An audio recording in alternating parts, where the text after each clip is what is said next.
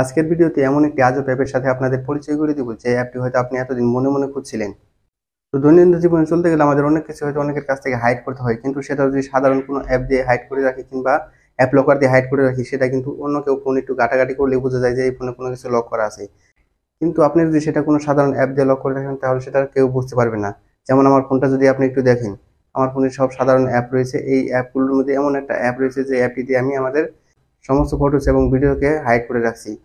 তো চলুন আমার মোবাইল স্ক্রিনে গিয়ে আমি দেখিয়ে দিচ্ছি। তো চলে এসেছি আমার মোবাইল স্ক্রিন, এখান থেকে আমি এখানে দেখিয়ে দিচ্ছি আমি কোন অ্যাপটি দিয়ে হাইড করেছি।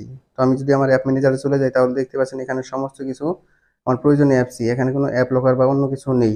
তো আমি যদি এখান থেকে ক্যালকুলেটারে ক্লিক করি, দেন এখান থেকে যদি আমি কোনো কিছু যোগ বিয়োগ করতে চাই তাহলে করতে পারবো। যেমন 10+10 = 20। আবার যদি এটা কেটে দিয়ে 80+10, দেখুন এটা কিন্তু সাধারণ ক্যালকুলেটর অ্যাপই, এটা দিয়ে আমি যোগ বিয়োগ গুণন ভাগ সবই করতে পারবো। কিন্তু এখান থেকে যদি আমি আমার পাসওয়ার্ডটি ট্যাপ করি, তারপরে ইকুয়ালে ক্লিক করি, দেখুন আমার কিন্তু এখানে এখানে ছোট্ট একটা অ্যাপস আসবে, যেহেতু এটা আমাদের ফ্রি ইউজ করতে হয়, এটা আমাদেরকে মেনে নিতে হবে। তারপর এখান থেকে যদি অ্যাপটি কেটে দিই, তাহলে দেখুন আমার এখানে কিন্তু অনেকগুলো অ্যাপ শো করছে। দেন এখান থেকে গ্যালারি অ্যাপটিও শো করছে। তো গ্যালারিতে ক্লিক করার সাথে সাথে দেখুন আমি যে ছবিগুলো হাইড করে রেখেছিলাম সেই ছবিগুলো এখানে চলে এসেছে। তো আপনি চাইলে এই সাধারণ ক্যালকুলেটর অ্যাপটি দিয়ে সমস্ত কিছু লক করতে রাখতে পারেন। তো আপনি চাইলে এই সাধারণ ক্যালকুলেটর অ্যাপ দিয়ে আমার মতো সমস্ত কিছু লক করে রাখতে পারেন, যেটা কেউ বুঝতে পারবেন না। তো এখন চলে যাচ্ছি কিভাবে এই অ্যাপটি ইনস্টল করবেন এবং বাকি প্রসেসগুলো কমপ্লিট করবেন। তো এর জন্য চলে যাবেন আপনারা আপনাদের গুগল প্লে স্টোরে। তো আমি আমার গুগল প্লে স্টোরে চলে যাচ্ছি।